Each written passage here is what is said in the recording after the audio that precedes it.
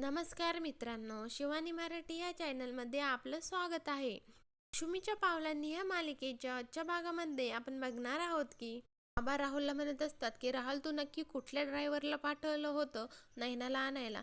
त्यावर राहुल म्हणतो की महेशला सुट्टी होती आणि बाकीचे ड्रायव्हर सुद्धा लग्नाच्या कामामध्ये बिझी होते, त्यामुळे मी एजन्सीकडून ड्रायव्हर मागवला होता आणि लग्नाच्या घाई गडबडीमध्ये मी सुद्धा व्हेरीफाय करायचं राहून गेलो. पण मला तरी कुठे माहिती होतं इतका मोठा गोंधळ होईल. त्यावर अद्वैत म्हणतो की तुझ्या ह्याच मूर्खपणामुळे तुझ्या बायकोवर बेतलं असतं आणि त्यातली त्यात ती प्रेग्नेंट आहे. नशीब आम्ही वेळेवर पोचलो, तर किती महागात पडलं असतं. त्यावर राहुल नैनाला म्हणतो, आय एम एक्स्ट्रीमली सॉरी नैना, मला खरंच खूप गिल्टी वाटतंय ग. अद्वैत राहुलला म्हणत असतो की मला त्या एजन्सीचा नंबर हवा आहे आणि त्या ड्रायव्हरचे डिटेल्स हवे आहे आणि आता काही जरी झालं ना तरी देखील मी सोडणार नाही त्याला. रजनी म्हणते की अगदी बरोबर आहे तुझं, अजिबात सोडू नकोस त्याला. मला तर अजूनही थरथर कापायला होतं विचार करून. बाबा म्हणतात की आपल्या पाठीशी अंबाबाई आहे म्हणून आपण यातनं वाचलो. आणि राहुल, आपली पण देखील काहीतरी जबाबदारी असते. आता तर तुझं लग्न झालं आहे, जरा जबाबदारी घ्यायला शिक अद्वैत आणि कलाकडून. आणि ते दोघे होते म्हणूनच ही परिस्थिती निभावून गेली. या कला आला आणि अद्वैतला म्हणतात की खरंच अद्वैत आणि कला, तुम्ही ह्या घराचे आधारस्तंभ आहात.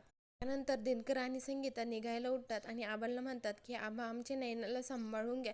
त्यावर आबा म्हणतात की दिनकर राव, तुम्ही काही पण काळजी करू नका, तुमच्या नैनाला ह्या घरामध्ये काही सुद्धा कमी पडणार नाही. संगीता रोहिणीला म्हणते की आत्याबाई, तुम्ही पण झालं गेलेलं सगळं विसरून जा आणि माझ्या नैनाला पदरामध्ये घ्या. असं जर काही चुकलं हुकलं तर तिला ओरडा, पण तिचा सून म्हणून स्वीकार करा. त्यानंतर संगीता नैनाला देखील 4 शब्द समजावून संगीताला कला म्हणत असते की आई, तू काळजी करू नको, मी आहे ना इथे. त्यावर संगीता म्हणते की तुला नैना माहिती आहे ना कशी आहे, तिला प्लीज सांभाळून घे. म्हणते की हो, मी घेईल नैना ताईला सांभाळून. त्यानंतर नैना, काजल आणि कला एकमेकींच्या गळ्यामध्ये पडतात. त्यानंतर कला त्यांना सोडायला बाहेर जाते. नैना म्हणत असते की मला जरा जमल्यासारखं झालं आहे, मी जरा वरती जाऊन माझ्या रूममध्ये जरा थोडा वेळ रेस्ट करते. नैनाचं वागणं सर्वांनाच खटकतं. नंतर सरोज, राहुल, रोहिणी देखील तिथून निघून जातात. राहुल देखील रूममध्ये येतो. नैना राहुलला म्हणते की राहुल थांब. राहुल नैनाला म्हणतो की नैना प्लीज आपण नंतर बोलूयात. त्यावर नैना म्हणते की नाही, मला आत्ताच बोलायचं आहे.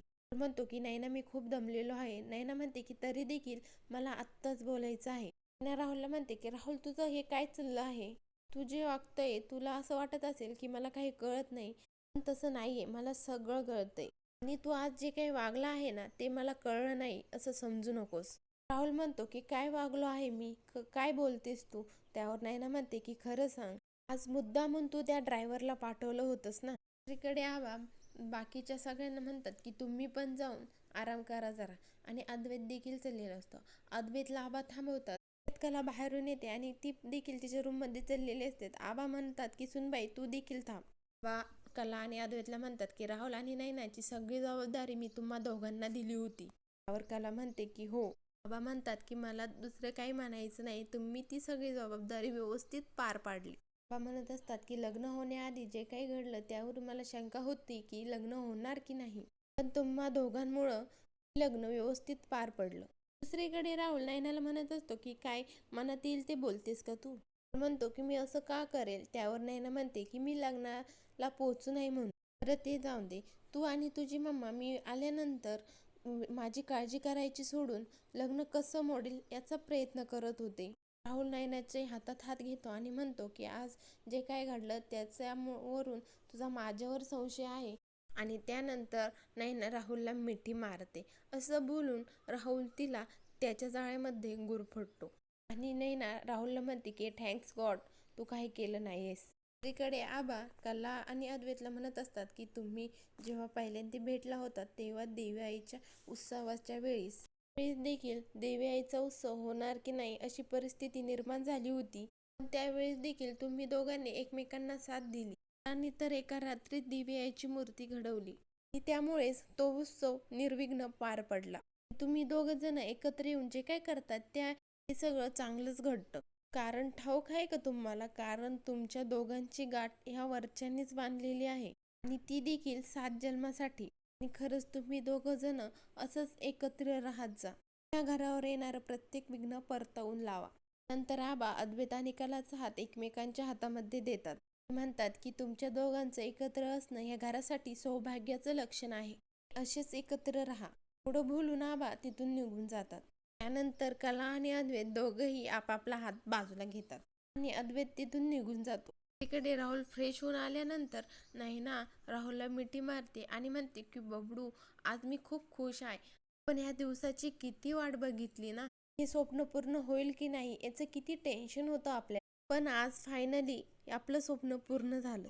राहुल नैनाला म्हणत असतो की नैना, मी खूप थकलोय ग, आपण उद्या बोलूयात. त्यावर नैना म्हणते की नाही, आपण आत्ताच बोलायचं. नैनाला राहुल म्हणतो की नैना प्लीज आपण उद्या बोलूयात. नैना म्हणते की तू पुन्हा परत मला टाळण्याचा प्रयत्न करतोय ना. तेवढ्यात कला नैना आणि राहुलच्या रूमचा दरवाजा वाजवतो. त्यानंतर नैना दरवाजा उघडायला जाते आणि कलाला बघितल्यानंतर कलाला म्हणते की तू इकडे काय करतेस. कला नैनाला म्हणते की ताई, तू पाण्याची बाटली न्यायला विसरली म्हणून मी घेऊन आली. आणि नैना कलाला म्हणते की माझ्या लक्षात होतं पण मला खाली जायला खूप बोर झालं म्हणून मी नाही आले. नैना कलाला म्हणते की बरं आता दिलीस ना तू बॉटल, आता जा, गुड नाईट. त्यानंतर कला खाली येत असते. तेवढ्यात अद्वैत समोरून येतो आणि अद्वैत कलाला म्हणतो की तू वरती काय करत होती. कला म्हणते की मी नैना ताईला पाण्याची बॉटल द्यायला गेले होते. अद्वैत कलाला म्हणतो की राहुल होता का तिथे. कला म्हणते की हो आहे, तिथेच आहे तो. अद्वैत म्हणतो की मी आत्ताच जाऊन त्याला विचारतो, त्याचं आजचं वागणं खूप रिस्पॉन्सिबल होतं. कला म्हणते की आत्ता.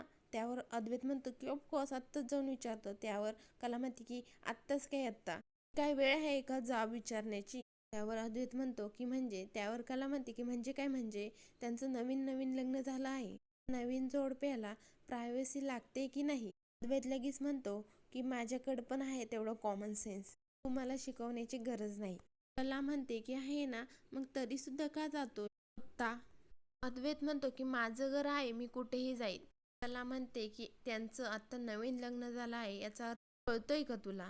अद्वैत म्हणतो की तुझ्या बहिणीशी त्याचं नवीन लग्न झालं आहे म्हणून मी काय त्याच्याशी बोलू शकत नाही का त्याच्या रूममध्ये जाऊन. कला म्हणते खरं तर नवीन लग्न तुझं देखील झालं आहे, पण तुला ह्या सगळ्या गोष्टी कळत नाही ना, म्हणून मला तुला ह्या गोष्टी समजाव्या लागतात. अद्वैत कलाला म्हणतो की तुला कुणी सांगितलंय का मला समजून सांगायला. ह्या फुकटच्या शिकवण्या बंद कर. तू मला एवढं सांगते, तू तिच्या कडच गेली होती ना तिच्या खोलीमध्ये. त्यावर कला म्हणते की मी काय तिच्या खोलीमध्ये नव्हती गेली, मी दरवाजातच उभे राहून तिच्याकडे बॉटल दिली पाण्याची आणि मी लगेच खाली निघून आले. आणि मी शिकवत वगैरे काही नाही आहे तुला, मी फक्त तुला सांगत होते. आणि तू माझ्या सगळ्याच गोष्टींचा चुकीचा अर्थ घेत असतो, याचं मी काय करू.